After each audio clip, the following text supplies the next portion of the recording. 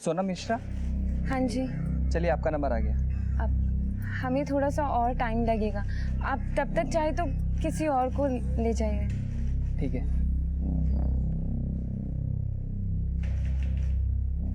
आप कहाँ हैं? आप अभी तक आए नहीं। हम आपके आगे हाथ जोड़ रहे, प्लीज आ जाइए। हमारा यहाँ पर सबके सामने मजाक बन जाएगा।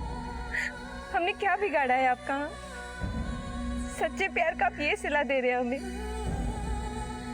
आप ऐसे बीच मझधार में हमको छोड़कर नहीं जा सकते, नहीं तो क्या कर लेंगे हम तुम्हारी जिंदगी बर्बाद कर देंगे, तुम सोच भी नहीं सकते।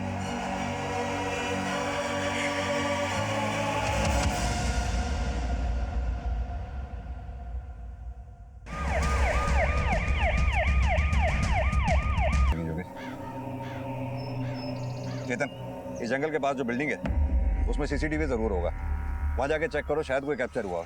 Yes sir. सदीप, तुम उधर आसपास देखो, शायद कुछ मिले। सर, जब इस बच्चे की बॉडी को तुमने यहाँ देखा उस वक्त यहाँ कोई था या उस वक्त यहाँ से किसी को आते जाते देखा हो? नहीं साहब, मैंने यहाँ किसी को आते जाते नहीं देखा साहब। तुम यहाँ रोज कूड़ा बीनने के लिए आते हो? हाँ साहब, मैं रोज़ सुबह 7 के आसपास कूड़ा बीनने के लिए आता हूँ। पर साहब मैं कल नहीं आया था, परसों आया था। पर परसों साहब यहाँ पर बच्चा नहीं था, बच्चा साहब मैंने आज ही देखा है साहब। योगेश, यानी कि बच्चे की बॉडी को कल और आज सुबह के बीच में ही फेंका गया।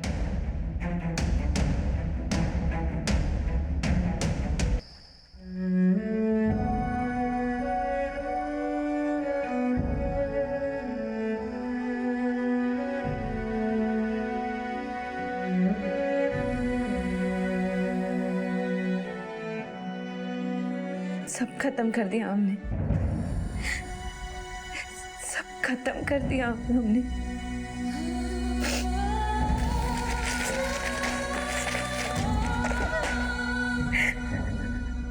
हम तुम्हारी जिंदगी बर्बाद कर देंगे, तुम सोच भी नहीं सकते।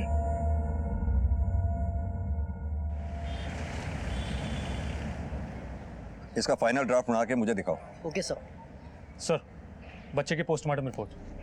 सर, वो लड़का था और उसके प्राइवेट पार्ट को काटा गया था। सर, खून काफ़ी बह चुका था जिसकी वजह से उसकी मौत हुई है। एक बात और सर, जन्म के 30 मिनट बाद ही बच्चे की मौत हुई है। योगेश, इतने छोटे बच्चे के साथ ऐसा कौन कर सकता है और क्यों?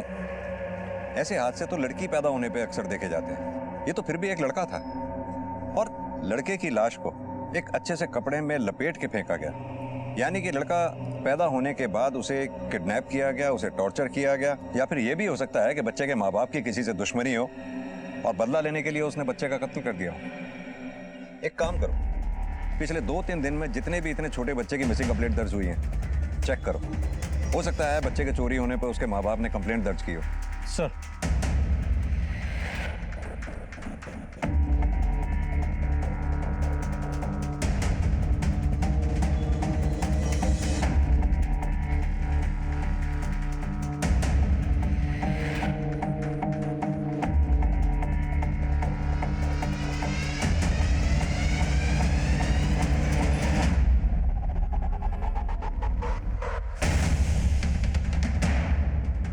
सर, हमने आसपास के सभी पुलिस स्टेशन के रिकॉर्ड्स चेक किए, पर इतने छोटे बच्चे की तो कोई मिसिंग कंप्लेंट नहीं आई। एक बात और सर, हमारे कांस्टेबल चेतन ने वहां के आसपास के एरिया में पूछताछ की तो उसे एक भिखारी ने बताया कि उसने सुबह 6 बजे, जिस दिन हमको बच्चे की बॉडी मिली थी, उसने एक औरत को देखा था जिसने अपने हाथ में कुछ छुपा रखा था और उसका आधा चेहरा वो ढका था। योगेश, तो फिर हो सकता है उस औरत ने ही उस बच्चे की लाश को वहां फेंका हो। लेकिन ये बच्चा है कौन और आया कहां से? और हाँ सर, हमने किन्नू से भी पता किया है, लेकिन सर मुझे नहीं लगता है कि ये काम उनका है। सर, जिस गोदरी में बच्चा लिपटा हुआ था उस पे ये सॉफ्ट टच का लेबल था। Soft touch?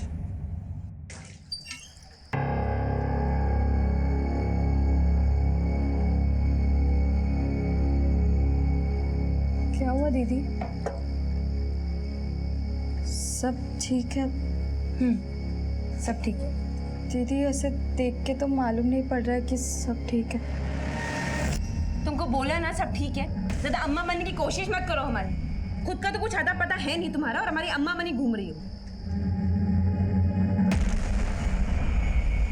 दीदी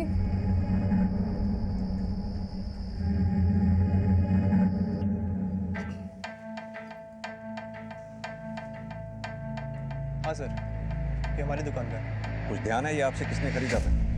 ये ऑनलाइन ऑर्डर से डिलीवर किया था सर। ये रहे सर, पिछले 2 महीनों में हमने 15 लोगों को हमने ये माल बेचा है। इन 15 लोगों के एड्रेसेस दीजिए। Okay sir.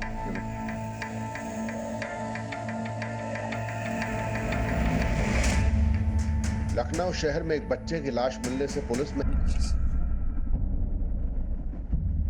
सर मुझे तो इस औरत का बर्ताव कुछ समझ में नहीं आया। योगेश, बच्चा भी 1-1.5 हफ्ते का नहीं बल्कि 1-1.5 महीने का लग रहा था, और माँ को तो जैसे बच्चे की कोई फिक्र ही नहीं। बच्चा रो रहा था और माँ पे कोई असर ही नहीं पड़ रहा था। बल्कि एक बात अजीब लगी मुझे, जब हमने बच्चे की डेड बॉडी मिलने की बात की तो माँ सुनकर चौंक गई, परेशान हो गई। हाँ सर, और पति गोदरी खरीदने से मुकर गए। नहीं सर, ये गोदरी हमने नहीं खरीदी थी। सर कहीं ऐसा तो नहीं कि हमसे कुछ छुपा रहे हैं? योगेश, एक काम करते हैं, इस गायनेकोलॉजिस्ट से मिलते हैं, पता करते हैं पोस्टमार्टम डिप्रेशन ही है या फिर इसके आड़ में कुछ और ही चल रहा है। Sir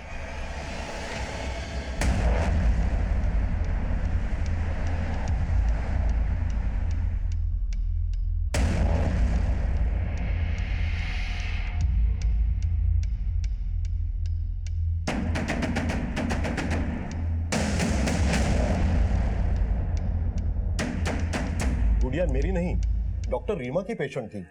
yes, she was my patient. वो अक्सर चेकअप के लिए मेरे पास ही आती थी, बट सडनली 1 महीने से कुछ आना बंद कर दिया, और उसके बाद क्या हुआ हमें नहीं पता। यानी गुड़िया की डिलीवरी आपके क्लिनिक में नहीं हुई? नहीं। अच्छा एक बात बताइए, उस दौरान जब गुड़िया आपके यहाँ चेकअप के लिए आया करती थी तो उसका बिहेवियर दूसरी प्रेग्नेंट न्यूली बॉर्न बेबी के मर्डर केस की इंक्वायरी कर रहे हैं। एक बात बताइए, क्या कोई पेशेंट्स ऐसे हैं जिनके 4-5 दिन पहले ही डिलीवरी हुई हो? सर यहाँ हर रोज 1 या 2 डिलीवरी होती है। अरे कहाँ है भाई? आ जाओ आ जाओ आ जाओ, लो केक आ गया, लो। अरे वाह पापा, केक बहुत अच्छा है। मैं दीदी को बुलाती हूँ। जल्दी जल्दी जल्दी ले आओ। दीदी दीदी निकलो जल्दी, केक कट करना है।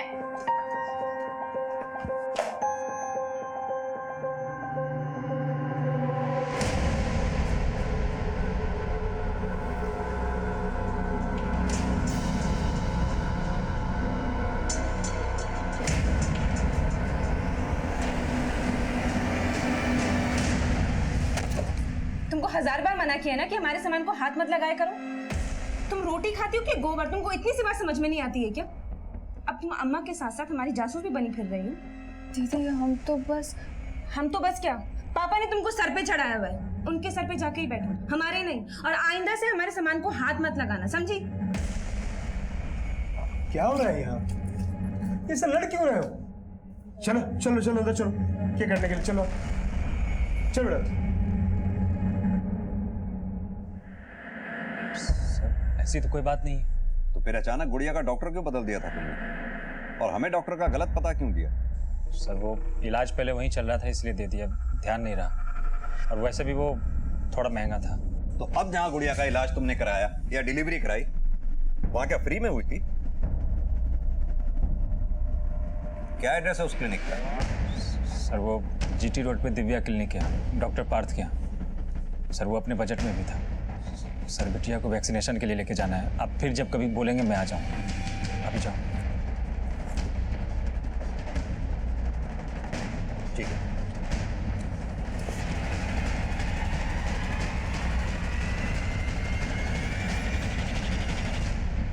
सर भिखारी ने जिस औरत को देखा था उसके बारे में कोई इन्फॉर्मेशन नहीं मिली अभी तक, और पीयूष और गुड़िया के बारे में भी अभी तक कोई इन्फॉर्मेशन नहीं मिली है। योगेश, उस औरत के बारे में तक, जबकि पैदा होने के बाद जो वैक्सीनेशन होती है उसके 5 से 6 हफ्ते के बाद दोबारा इंजेक्शन लगाया जाता है। तो पीयूष बच्ची को कौन सी वैक्सीनेशन के लिए लेकर गया? सर कहीं ऐसा तो नहीं कि बच्ची वाकई बड़ी हो और शायद ये बच्ची इनकी हो ही ना? योगेश, तुम ये कहना चाहते हो जिस बच्चे की लाश हमें मिली वो उनका बच्चा था? लेकिन कोई अपने बच्चे को क्यों मारेगा, किसी दूसरे के बच्चे को क्यों पालेगा, ये बात समझ में नहीं आई। एनीवेज, इन दोनों पे नजर रखनी होगी, दोनों का बर्ताव बहुत ही संदिग्ध है। जरूर यहीं से कुछ ना कुछ हमें याद लगेगा। सर, आगे की कार्रवाई के लिए बच्चे के डेड बॉडी से डीएनए लेंगे। बच्चे का अंतिम संस्कार अभी बाकी है और उसकी फैमिली का कुछ पता नहीं, तो अभी क्या करें सर? हम है ना, हम करेंगे उस बच्चे का अंतिम संस्कार। अरे फोन उठाओ, दी फोन उठाओ।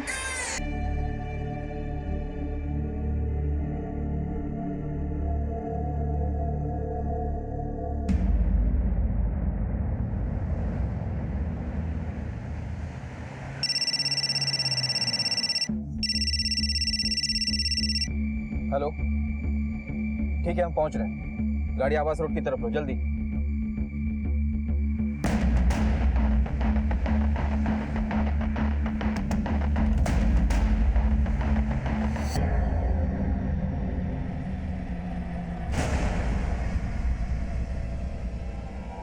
चलो चलो side side side side side हटो हटो, साइड में आओ, पीछे आओ, पीछे आओ, पीछे आओ, चलो पीछे चलो चलो।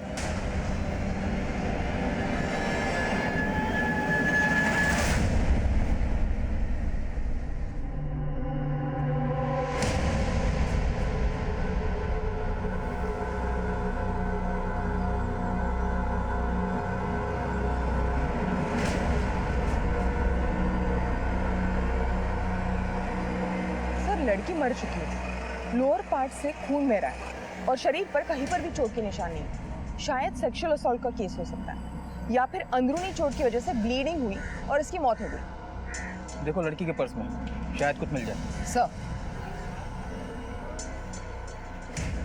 आप लोगों में से किसी ने कुछ देखा था? क्या हुआ था यहाँ पर? सर मैंने फ़ोन किया था सर, ये लड़की बेहोश होकर गिर गई थी।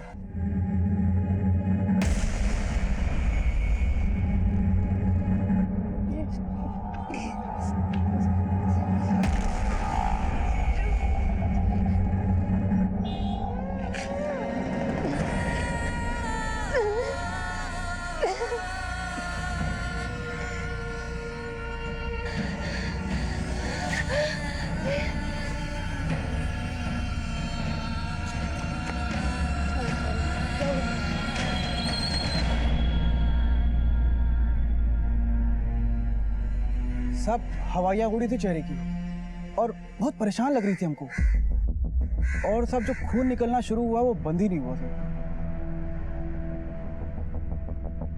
सर, लड़की की पर्स से ये फोन और ये आईडी प्रूफ मिला है, जिसके हिसाब से वो गोविंदगंज की है। जब हमें फोन आया तब लड़की बेहोश हुई। हमें 10 मिनट लगे यहाँ पर पहुँचने में। ऐसा क्या हुआ होगा कि 10 मिनट में उसकी मौत हो गई? एक काम करो, बॉडी को पोस्टमार्टम के लिए भेजो और इसकी फैमिली को इन्फॉर्म कर दो। सर अब तक किसी मानसिक परेशानी से जूझ रही सोनम की अचानक सड़क पर मौत हो गई थी। क्या कारण था उसकी मौत का? उसके जीवन में चलने वाली परेशानियों का अंत इतना भयानक कैसे हो गया? दूसरी तरफ नवजात बच्चे की मौत के सुराग में उलझी पुलिस। जो लोग बड़े क्लिनिक या नर्सिंग होम अफोर्ड नहीं कर पाते हैं वो हमारे यहाँ आ जाते हैं। और सर 20 अप्रैल को बस इन्हीं की डिलीवरी हुई थी।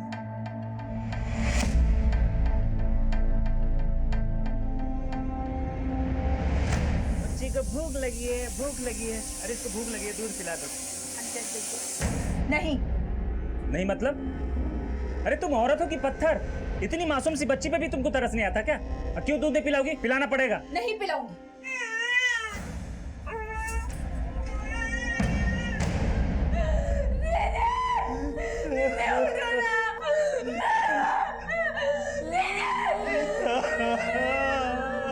ट्वेंटी 21 में ग्रेजुएशन, 23 में MBA और 24 में एक मल्टीनेशनल कंपनी में नौकरी। दीदी बोरा गई हो क्या? ये क्या बड़बड़ा रही हो? बड़बड़ा नहीं रहे, हम अपना बकेट लिस्ट बना रहे हैं। Bucket list? वो क्या होता है? बकेट लिस्ट यानी कि हमने अपने पूरे फ्यूचर का गोल सेट किया कि हमें लाइफ में कब क्या करना है। जब तुम अपने लाइफ का गोल सेट करोगी तभी तो वहाँ तक पहुँचोगी, वरना ऐसे ही फकीर की तरह एक ही लकीर को पीटती रहोगी। समझी? पापा हमारे लिए कितना कुछ किया ना, हमारी पढ़ाई पर कितना सेक्रीफाइस किया ना। अब हमारा टाइम है कि हम उनके लिए कुछ करें, उनको मायूस नहीं करें। वाह दीदी, तुम तो सब सोच के बैठी हो। गलती की तो कोई गुंजाइश ही नहीं है। सही है। जब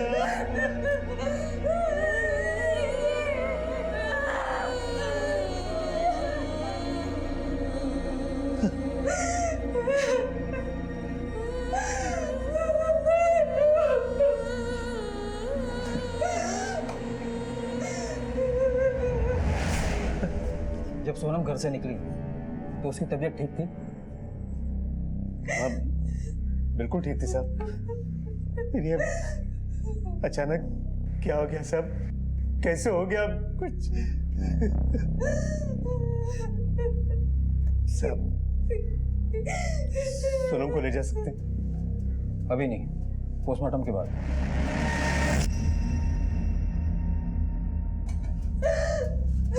पोस्टमार्टम क्यों साहब? सब मरने के बाद उसकी मिट्टी क्यों खराब कर रहे हैं साहब? देखिए साहब, हमको पोस्टमार्टम नहीं कराना है। आप हमें सोनम दे दीजिए, हम उसे ले जाते हैं, उसका अंतिम संस्कार करना है। मरने के बाद मेरी बच्ची के और टुकड़े मत कीजिए साहब। देखिए, आपकी बेटी की जिस संदिग्ध अवस्था में मौत हुई, पोस्टमार्टम करना पड़ेगा। ये प्रोसीजर है जो हमें फॉलो करना पड़ेगा ताकि पता चल सके कि मौत का कारण क्या था।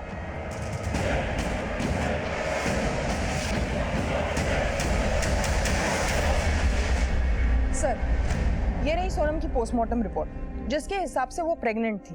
इमेच्योर तरीके से अबॉर्शन करने की कोशिश की गई, जिसकी वजह से उसकी यूटेरस में कई कट लगे और इंटरनल ब्लीडिंग शुरू हुआ और वो बेहोश हो गई। उसके बाद कार्डियक अरेस्ट की वजह से उसकी मौत हो गई। इससे तो यही लगता है कि किसी ने जबरदस्ती पकड़कर उसका अबॉर्शन कर दिया और इस जबरदस्ती के निशान उसके हाथ पर भी मिले। मुझे तो लगता है कि किसी नौसिखिया ने अबॉर्शन किया होगा घर पर। हो सकता है सर।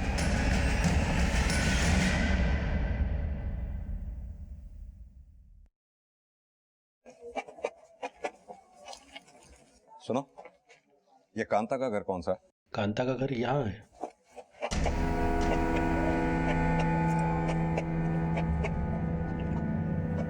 कांता, हाँ साहब। क्या तुम ही पीयूष और गुड़िया के घर में काम करती हो? हाँ साहब। हमें कुछ जानना था तुमसे। ये पीयूष और गुड़िया के घर में बच्ची के जन्म से पहले या बच्ची के जन्म के बाद उन दोनों में कुछ बदलाव आया क्या? हाँ साहब, जब तक बिटिया नहीं हुई थी तब तक मेम साहब और साहब बहुत प्यार से रहते थे, लेकिन जब से बिटिया हुई है मेम साहब को तो मानो कोई कीड़ा काट गया है। हमेशा साहब से लड़ते रहती है और बिटिया के साथ तो ऐसा बर्ताव करती है कि पूछे मत। हमको तो साहब आज तक समझ में नहीं आया कि कोई माँ अपनी ही औलाद से ऐसा बर्ताव कैसे कर सकती है। क्या किसी अनजान आदमी या अनजान औरत को कभी पीयूष और गुड़िया के घर में आते जाते देखा तुमने? हाँ साहब, एक औरत को हमने देखा है, मैडम की डिलीवरी से पहले और डिलीवरी के बाद। हमने साहब को एक औरत से बात करते हुए देखा था। शक्ल पहचानती हो उसको? नहीं साहब, मैंने उसका कभी चेहरा तो नहीं देखा। वो हमेशा अपना चेहरा ढककर रखती थी।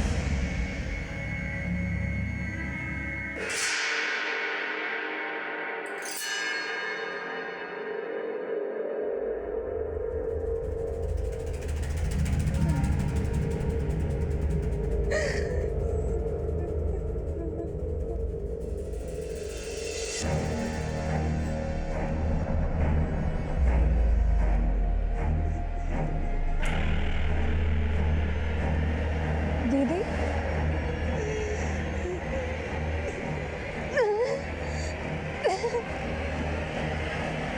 पापा, पापा, पापा, क्या हुआ है दीदी को? अरे कुछ नहीं हुआ है, उसकी तबीयत थोड़ी खराब है। तुम जाओ सो जाओ, मैं हूँ उसके साथ।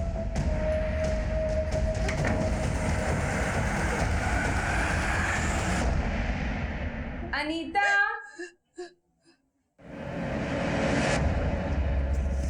तो यहाँ बैठी है, मैं कब से बाहर वेट कर रही हूँ। चल ना खाना खाने के लिए। दीदी ये देखो ना, ये वाला सम मुझे नहीं आ रहा और कल मेरे एग्जाम्स हैं। ये सब बाद में हो जाएगा, तू अभी चल और खाना खा ले। अच्छा, और जल्दी आना। दीदी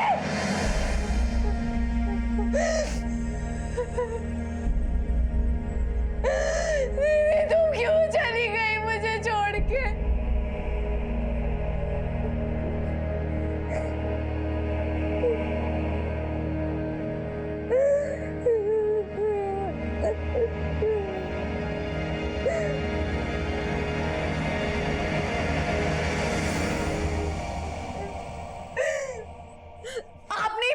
दीदी को। क्या बकवास कर रही हो?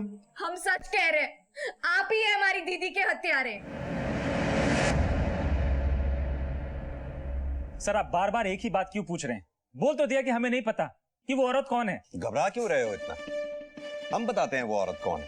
ये औरत वही है जिस पर उस नवजात शिशु की हत्या का शक है, और ये औरत तुम्हारे घर के बाहर तुम्ही से बात करते हुए कई बार पाई गई। सर दिन में हजारों आदमियों से मिलता हूँ, कैसे कोई सबकी शक्ल याद रख सकता है? सर हमारी बिटिया है, हमने सब कुछ बता दिया आपको उसके बारे में। उसका जन्म सर्टिफिकेट दिखा दिया आपको, वो कहाँ पैदा हुई वो बता दिया है, जहाँ पैदा हुई उसके डॉक्टर के बारे में बता दिया, उससे मिल चुके हैं आप। अब और क्या चाहिए हमसे सर? कोऑपरेट तो काफी किया है तुमने, फिर तो तुम्हें अपना डीएनए टेस्ट कराने में भी कोई प्रॉब्लम नहीं होगी। योगेश सर ले जाओ मतलब सर चले। मुझे कहीं नहीं जाना सर, हमें कोई टेस्ट वेस्ट नहीं कराना। जितना हमने आपको सपोर्ट किया उतना ही शोषण किया आपने। हम नहीं कराएंगे, बिल्कुल नहीं कराएंगे। ठीक, जा सकते हो।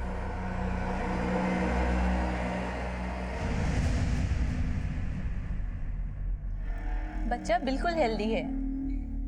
डॉक्टर, लड़का है ना?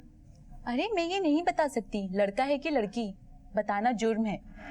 प्लीज तुम दोबारा ये सवाल मत पूछना, वरना हम दोनों को जेल जाना पड़ेगा।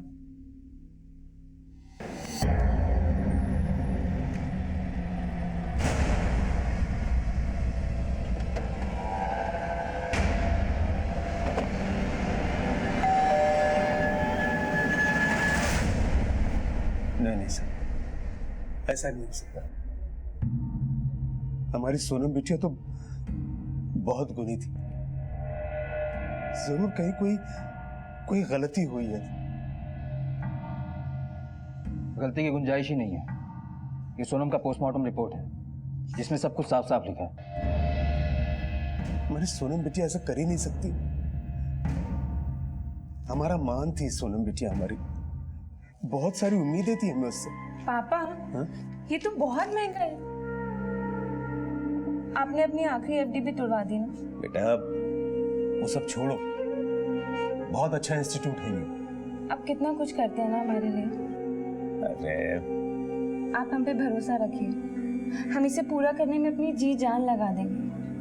हमारी सोनम बिटिया हमारे खानदान की एक ऐसी लड़की थी जो इतना पढ़ गई, टॉप भी किया। हमें तो अब भी यकीन नहीं होता कि हमारी बिटिया ऐसा कुछ कर सकती है। क्या आपको सचमुच नहीं मालूम था कि सोनम की लाइफ में क्या चल रहा था? क्या वो प्रेग्नेंट थी? अगर पता होता तो ऐसा कुछ होने देते क्या उसके साथ? अगर ये सच बोल रहा है तो भी इतना तो पक्का है कि सोनम की लाइफ में कोई लड़का था जिसके बारे में उसने किसी को नहीं बताया। और वो लड़का कौन है ये सोनम के कॉल रिकॉर्ड से हमें पता चल सकता है। तुम एक काम करो, कॉल रिकॉर्ड से खुलवाओ और बारीकी से चेक करो।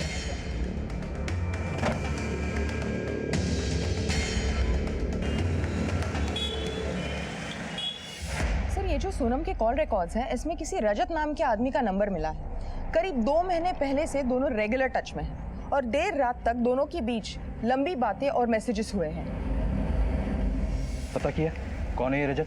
यस सर, रजत उसका कोचिंग टीचर था, उसके घर जाकर उसे ट्यूशन देता था। सर काफी इंटेलिजेंट आदमी है और शादीशुदा भी। मतलब सोनम की कहानी में नेगेटिव किरदार है। अमृता उठाते हैं इसे। सर मैं सच कह रहा हूँ सर, मैं किसी को बेवकूफ़ नहीं बना रहा। सोनम मेरी स्टूडेंट थी, दैट्स इट, इससे ज़्यादा और कुछ भी नहीं था सर।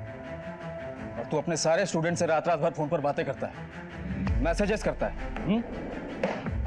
देख सीधे तरीके से बता दे, वरना ऐसा ट्यूशन देंगे कि कभी किसी पढ़ाई की जरूरत नहीं पड़ेगी तुझे। नहीं सर वो एक्चुअली सोनम का और मेरा अफेयर था सर। शुरू में मैं सिर्फ ट्यूशन पढ़ाने जाता था उसके घर, लेकिन सर धीरे धीरे हम लोग करीब आए।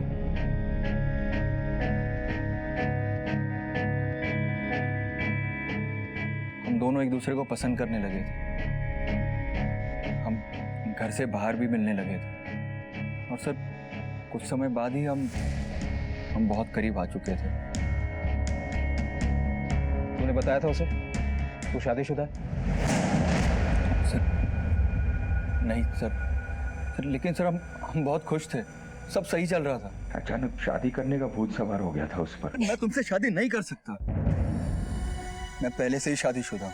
हम तुम पे भरोसा करते रहे और तुम हमें झूठ बोलते रहे। तुमने पहले क्यों नहीं बताया? तुम जाओ यहाँ से। रजत, रजत प्लीज रजत, मुझे छोड़ के मत जाओ। उसने तुझे छोड़ने से मना किया तो तूने अपनी जान बचाने के लिए जबरदस्ती उसका अबॉर्शन करवा दिया? नहीं नहीं सर, ऐसी कोई बात नहीं, मैंने ऐसा कुछ नहीं किया सर। बात तो यह है कि उस दिन के बाद मैंने उसकी शक्ल भी नहीं देखी।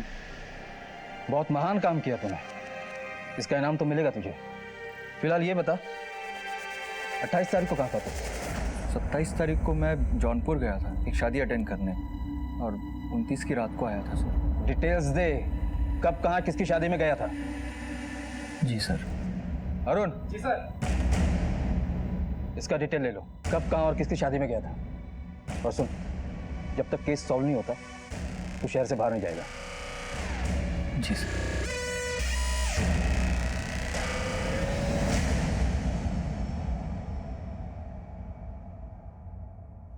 सर, सोनम के अबॉर्शन का सबसे स्ट्रॉन्ग मोटिव इसी के पास है, क्योंकि अगर उसके प्रेगनेंसी की बात बाहर आती तो सबसे ज्यादा नुकसान इसी का होता। नवजात बच्चे की मौत से शुरू हुई तफ्तीश बड़ी ही कठिनाइयों से गुजर रही थी। अब तक पुलिस के हाथ कोई ठोस सबूत नहीं लगा था, लेकिन पुलिस ने अपने पैतरे आजमा रखे थे।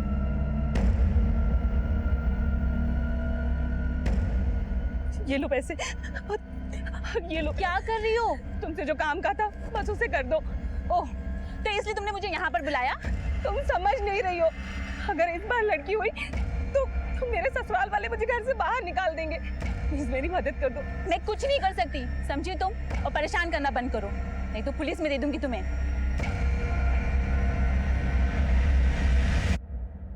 सर, रजत का बयान हमने क्रॉस चेक किया, वो सच बोल रहा है। 27 से 29 तक वो शहर में नहीं था। अगर वो नहीं तो फिर कौन हो सकता है? सर, सोनम की जिंदगी में बहुत ज्यादा लोग नहीं थे, कुल मिलाकर 3-4 लोग। रजत, सोनम का बाप श्रीकांत और उसकी बहन अनीता।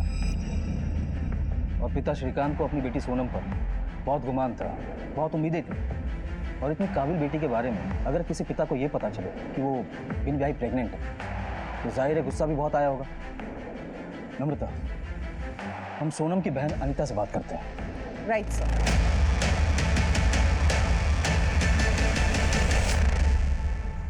अनीता, तुम्हें डरने की बिल्कुल जरूरत नहीं है। हम बस ये जानना चाहते हैं कि क्या तुमने सोनम के भीतर इन दिनों कुछ बदलाव देखा था, सेहत में, बर्ताव में, या कुछ भी? ये ना, ये यहाँ पर तुमसे प्यार कर रहा है और साथ साथ इसका अफेयर किसी और के साथ भी चल रहा है। क्या बकवास कर रही हो? कौन हो तुम? हम उन्हीं में से एक हैं जिनके साथ तुम प्यार का नाटक करके हजम कर जाते हो और डकार भी नहीं लेते। पागल लड़की है क्या? बेचारा शरीफ आदमी को मार दोगी क्या? अरे कोई पुलिस को बुलाओ रे। देखो, जो है बता दो, डरने की बिल्कुल जरूरत है। तुमको बोला ना सब ठीक है, ज्यादा अम्मा बनने की कोशिश मत करो हमारी। तुमको 1000 बार मना किया ना कि हमारे सामान को हाथ मत लगाया करो। पापा, पापा क्या हुआ है दीदी को? अरे कुछ नहीं हुआ है, उसकी तबीयत थोड़ी खराब है। तुम जाओ सो जाओ, मैं हूँ उसके साथ।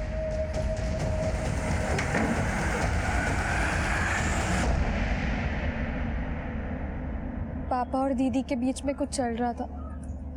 पापा ने मुझे कमरे में नहीं आने दिया। क्या पापा जानते थे दीदी प्रेग्नेंट थी?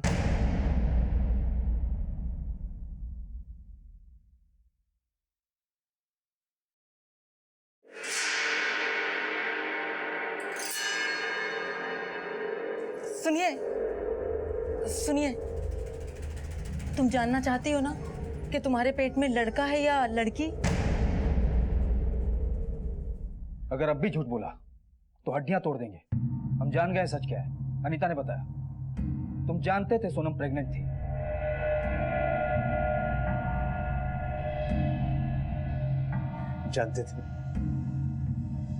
जानते थे हम, और वो हमसे मदद मांगने आई भी थी। सब कुछ बर्बाद कर दिया तुमने, सब कुछ बर्बाद कर दिया।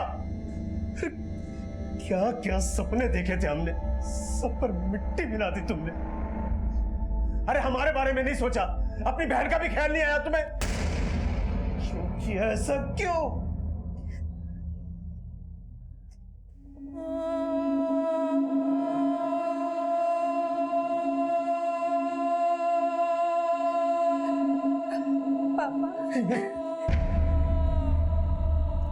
हम तुम्हारी कोई मदद नहीं करेंगे। ये तुम्हारा पाप है, तुम्हें ढोना पड़ेगा ये सब। और अगर इसे रखने का सोचोगी ना तो हमारा मरा हुआ मुंह देखोगी।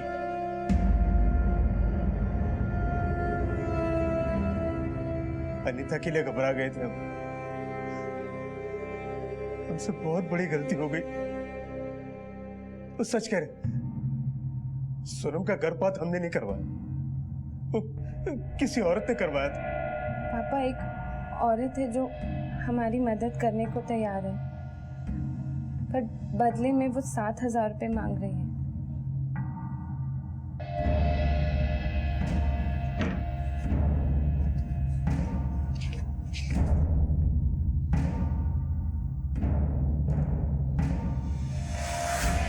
तुम्हें पता है कौन थी वो औरत? नहीं। अनीता ने बताया कि सोनम की मौत के एक रात पहले तुम्हारे कमरे से सोनम के कराने की आवाजें आ रही थी और तुमने अनीता को अंदर आने नहीं दिया। क्यों? वो सोनम दिन में उस औरत के साथ अबॉर्शन के लिए गई हुई थी। काफी देर रात को लौटी, आते ही अपने कमरे में चली गई और आधी रात को शायद उसके पेट में दर्द हुआ और वो मुझसे मदद मांगने के लिए आई थी। पापा, पापा,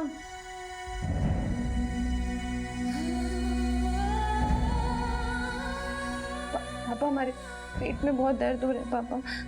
तो मैं क्या करूं? तुम्हारा पाप है, तुम संभालो। उसका स्केच बनवा सकते हो? हाँ।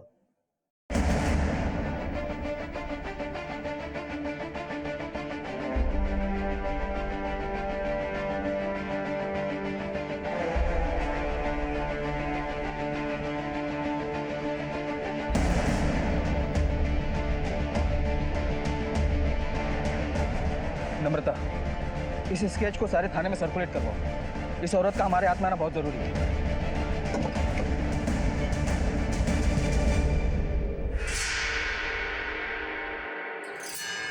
लड़की है। मुझे ये बच्चा नहीं चाहिए। मुझे इस बच्चे को गिराना है। प्लीज, मैं आपके हाथ पैर जोड़ती हूँ, मेरी मदद कीजिए। घबराओ नहीं। और अगर इस बच्चे को गिराने से भी अच्छा उपाय बताऊं तो?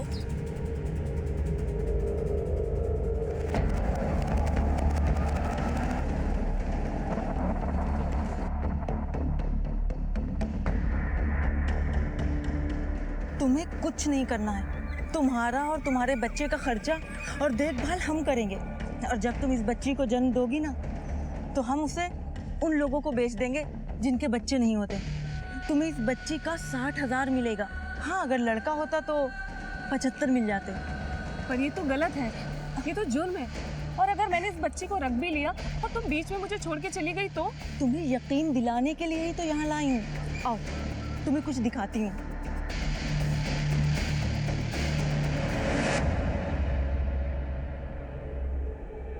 ये देखो, जब तक बच्चा बिक नहीं जाता हम उसे यहाँ रखते हैं। अब तो यकीन हुआ? और फिर तुम्हारे एक बच्चे के लिए मैं ये सारा बिजनेस छोड़कर तो नहीं भागूंगी ना।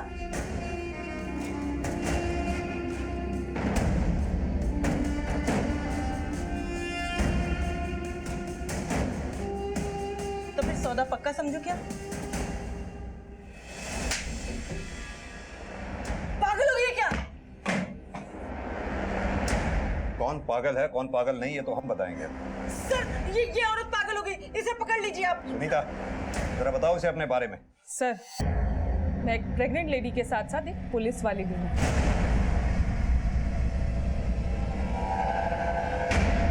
पुलिस ने जिस नवजात बच्चे के मरने की बात कही है, मुझे पूरा यकीन है कि वो मेरा ही बेटा है। ये मेरा बच्चा नहीं है, ये बेटी है और मुझे बेटा हुआ था। पीएसआई सुनीता के साहस से एक सर अलीगंज थाने से फोटो सर्कुलेट हुआ है। सर, वो लोग इस औरत को एक लड़की सोनम के गलत अबॉर्शन के कारण ही मौत के लिए ढूंढ रहे हैं। तुम्हारे कारनामों की फेरिस्त तो काफी लंबी है। अब शराफत से बता दो कि तुम्हारे इन कारनामों का सरगना कौन है। सर मत मारिए सर। मैं बताता हूँ सर, सब बताता हूँ। सोनम का अबॉर्शन मैंने ही किया था सर।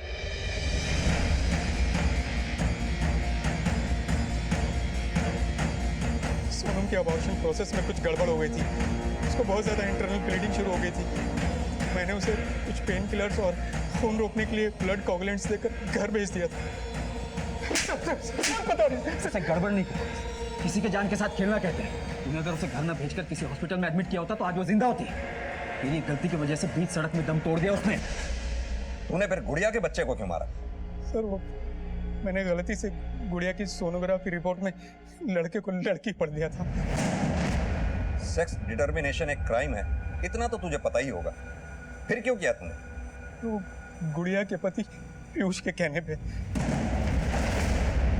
लड़का चाहिए था हमें, इसलिए करवाया था। पर जब हमें पता चला कि हमें लड़की होने वाली है तो हमने डॉक्टर पार्थ की वो बच्चा बेचने वाली डील मान ली। डिलीवरी दिन पता चला कि पीयूष हमें बेटी नहीं, हमें बेटा हुआ है। नर्स ने मुझे बताया और मैंने खुद उसकी आवाज भी सुनी है।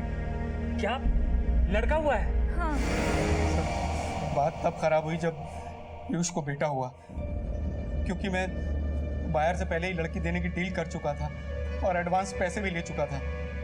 इसलिए मैंने बच्चे का सेक्स चेंज करने के लिए सर्जरी कर दी, लेकिन ऑपरेशन फेल हो गया और बच्चे की मौत हो गई।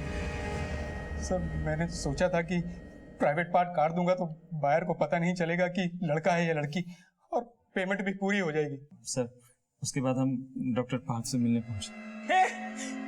ये क्या किया? ये क्या किया हमारे बेटे के साथ?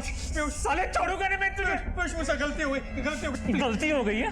देखो मैं पहले तुम्हें 60,000 रुपए देने वाला था, अब मैं तुम्हें 1 लाख रुपए दूंगा और तुम इस मामले को रफा दफा कर दो। रफा दफा तो तुमको करूंगा मैं, अभी पुलिस को फोन करता हूँ, सबको ना हवालात भिजवाता हूँ अभी। और खुद को भी। हम जाएंगे तो तुम भी अंदर जाओगे। ये मत भूलो कि तुमने अपनी होने वाली बेटी का सौदा किया हमारे साथ, और ये तो जानते ही होगे कि ये भी इलीगल है। अब देखो पीयूष, तुम अपनी बीवी को यही बोलने वाले थे ना कि बच्चा मरा हुआ पैदा हुआ है, तो तभी तो हम उसे बेच पा रहे थे। अब भी यही बोलते ना कि बच्चा मरा हुआ पैदा हुआ है। लेकिन तुम्हारी नर्स ने गुड़िया के सामने सब वक्त दिया है। उसने बोला है कि लड़का हुआ है, वो भी सही सलामत। अब तो हमें बच्चा चाहिए ही चाहिए, हमें बच्चा। अच्छा सुनो, मेरे पास 6 हफ्ते की एक लड़की है, उसे ले जाकर अपनी पत्नी की गोद में डाल दो और उसको बोल देना कि वो नर्स ने गलत बोला था, उसको बेटा नहीं बेटी हुई है। लेकिन गुड़िया ने कभी उस बच्ची को अपनाया ही नहीं, पता नहीं उसे कैसे पता चल गया था। और तुझे पता है, भगवान के बाद अगर किसी को पूछते हैं तो वो डॉक्टर है, लेकिन तू डॉक्टर नहीं, राक्षस से भी बदतर है। तुम जैसे लालची लोगों ने ही डॉक्टरी जैसे नोबल प्रोफेशन को बदनाम कर रखा है। डॉक्टर पार्थ और सरला जैसे लोग पैसा कमाने के लिए किसी भी हद तक जा सकते हैं। सोनम की जान भी डॉक्टर पार्थ की लापरवाही से ही गई। पुलिस ये साबित करने में भी कामयाब रही कि वो बच्चा सोनम और उसके बॉयफ्रेंड रजत का था। पुलिस को गुमराह करने के इल्जाम में बाद में रजत को भी गिरफ्तार